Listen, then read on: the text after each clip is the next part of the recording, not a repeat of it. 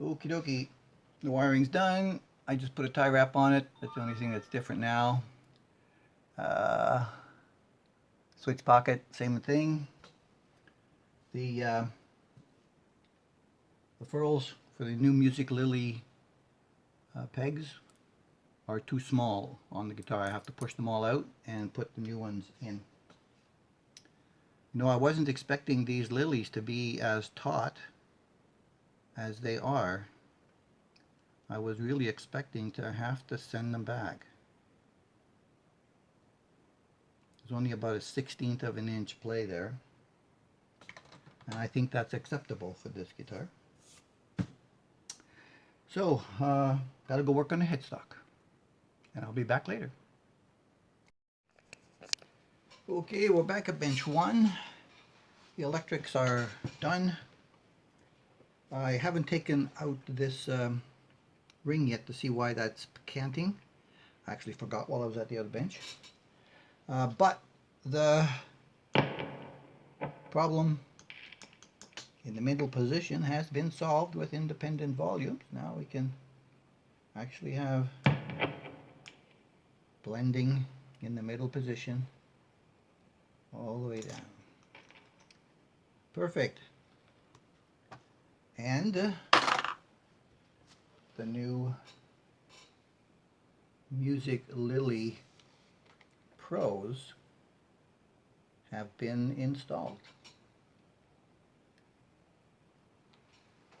So I was coming over here to actually get this bridge out and put some strings on, but I just realized while I was playing with this that I didn't open that up. So I want to take a look under there and find out like what's holding that in the wrong position. And as I suspected, it is the lump of wires as they're going through this part of the cavity. And let's see, is there anything I can do about repositioning that at all? Make it a little flatter. They're using the shielded cables, and with the PVC jacket, the shielding, inner shielding, and then, you know, it's quite thick. Hole was not deep enough to not interfere with the end. I don't know if I can just get that in there, but see if I can get some light up here. They're up there, they're up there. There they are. Yeah, right there, reflection. So they're buggering up the pickup on this side because they're all in the spot where the screw goes down, and the cavity for the screw to go in is also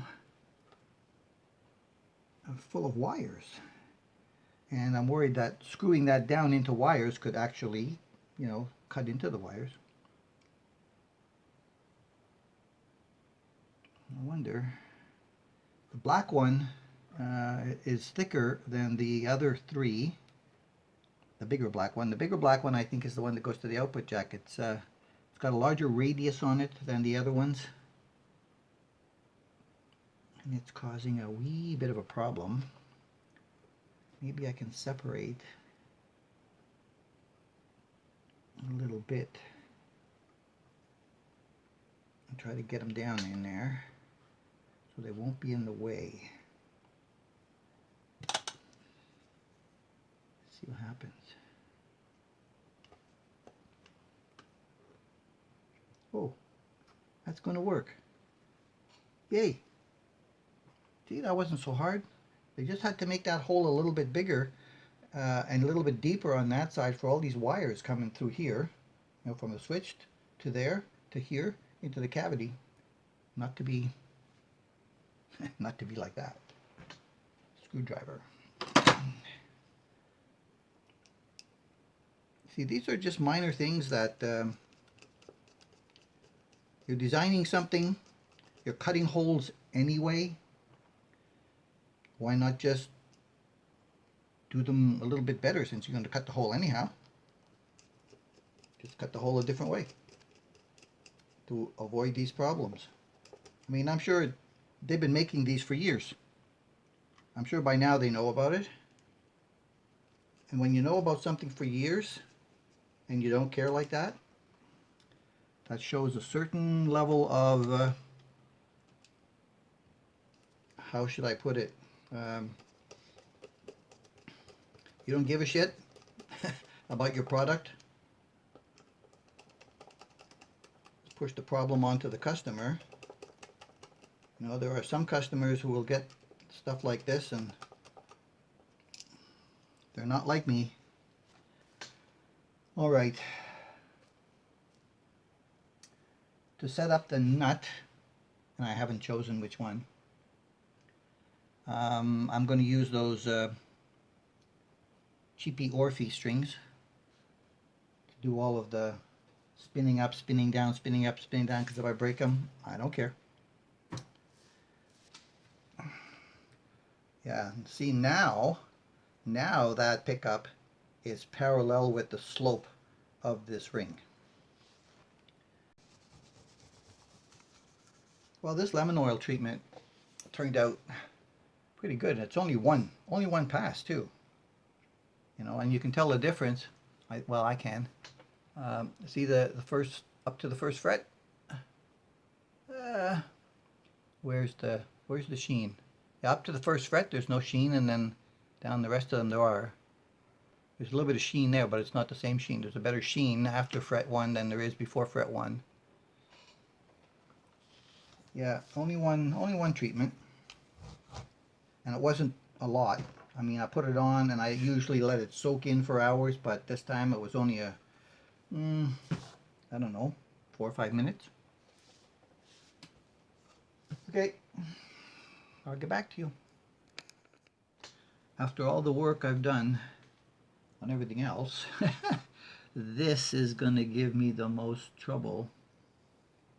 So the shim I put in there the other night is intact, but I put it on the side thinking I could make it go this way from the top edge, when in fact the inside of the circumference is actually drilled a little bit too much like that, and the bottom half of the post actually needed to go a little bit more like that to sit flat here and be at the same angle as that one.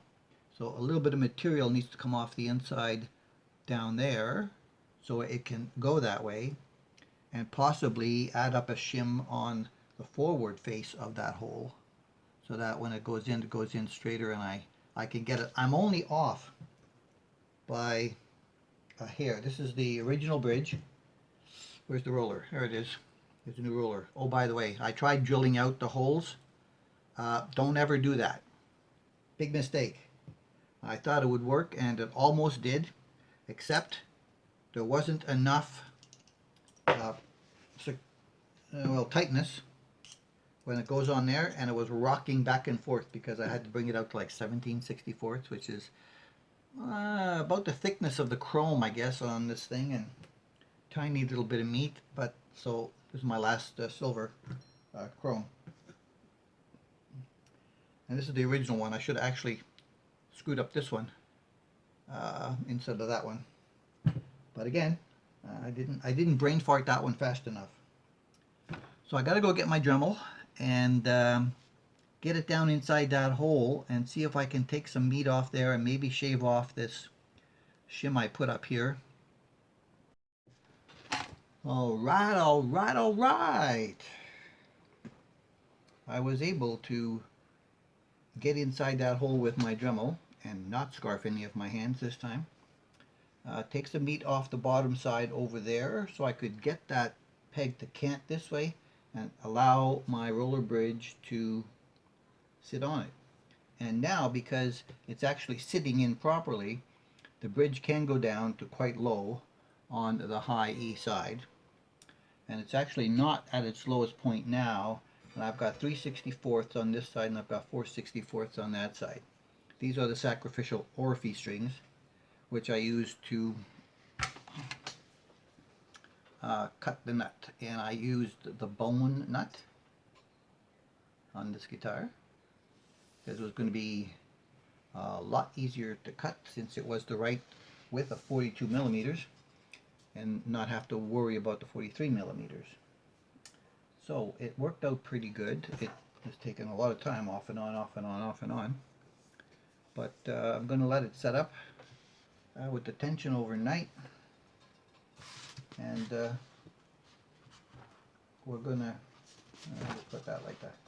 And we're going to look at it in the morning, check the setup again.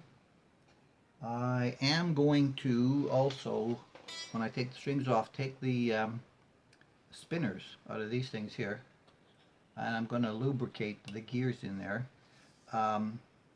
The pins are taut, but the turning is quite hard on them. Okay,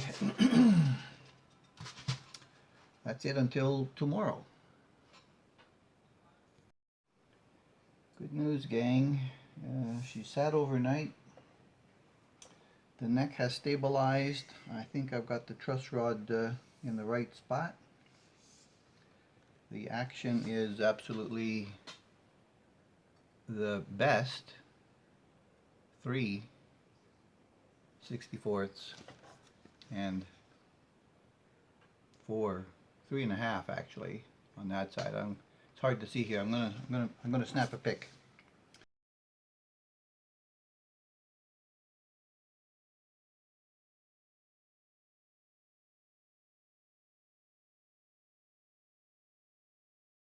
The high E string actually did break. when you release the locking pin on the high E string, that's the second time a string has broken on me. It doesn't happen with the luthier's knot. So okay, we're at the point where I will need to take off the sacrificial strings, because of course they sound horrible. Having trouble just keeping the guitar in tune, and I think it's mostly because of them. So I'm going to take them off. I'm going to get some the Darios out. I've had another brain fart, and you know what that means? It means I'm going to maybe get in trouble, maybe not. So what I'm doing is I'm taking my synthetic grease, and I'm going to try to suck some up into one of these syringes that I got with refill your ink cartridges with. And then I'm going to try to get it down inside this hole, because this little tip fits right in there, right on top of those gears. So what I'm going to do is I'm going to see if I can suck up some of this synthetic grease into this syringe. Oh, it's working. And then I'm going to try to inject. See how that works. Into the hole. See if I can see what's going on there. See if that'll go down through this thing. Wasn't made for this kind of viscosity. These Music Lilies are decent, but I don't think they're as good as Geiger. Okay, okay, that's working. Yes.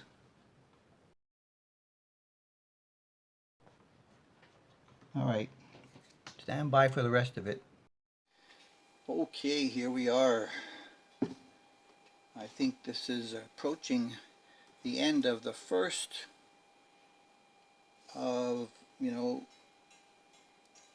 rebuilding, retrofitting, upgrading gold number 1.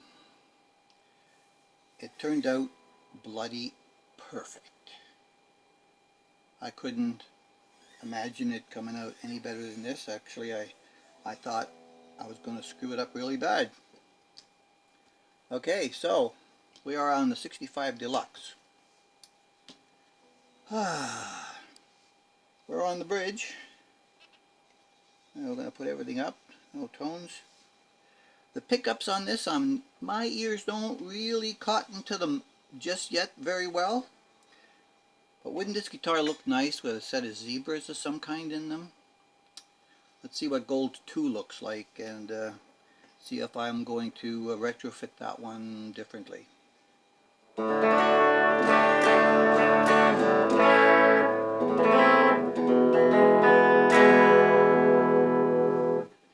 Okay, so that's the standard, and it's pretty warm,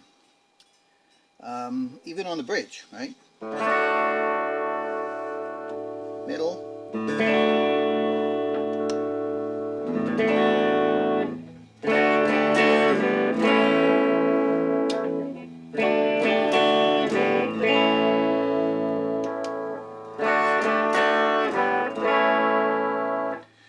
If I had to choose, I think I like the middle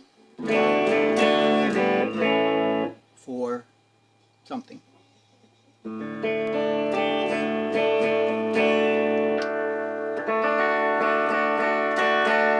Maybe that for something else. But anyway, turned out good. I put 22 gaps in there, so we got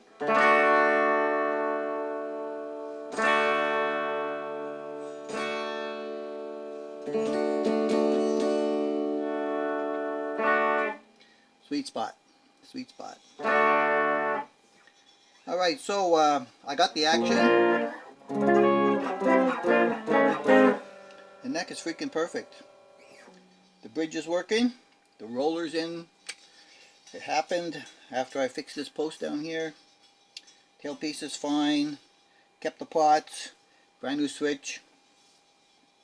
All these frets are glued down and smoothed, and the whole thing was leveled. So, yep, she's doing good. Beautiful. And the nut, one of the best nuts I've ever done. And it fit absolutely perfect, just absolutely perfect. Action over the first fret is immaculate. 3/64ths, 4/64ths. It's exactly what the doctor ordered. Alright, I'm going to just skip all the other stuff here, and we're going to jump. Okay, I'm going to turn on my compressor because that is required for this.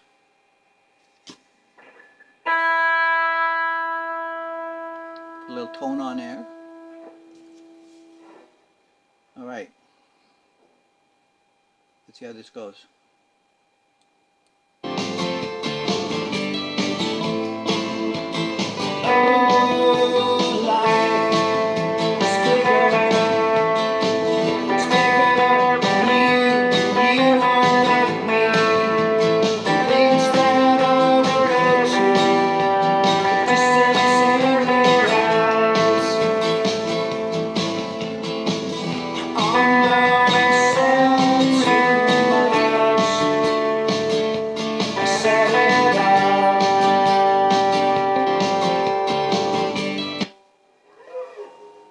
So besides that little pit, there's nothing else on this thing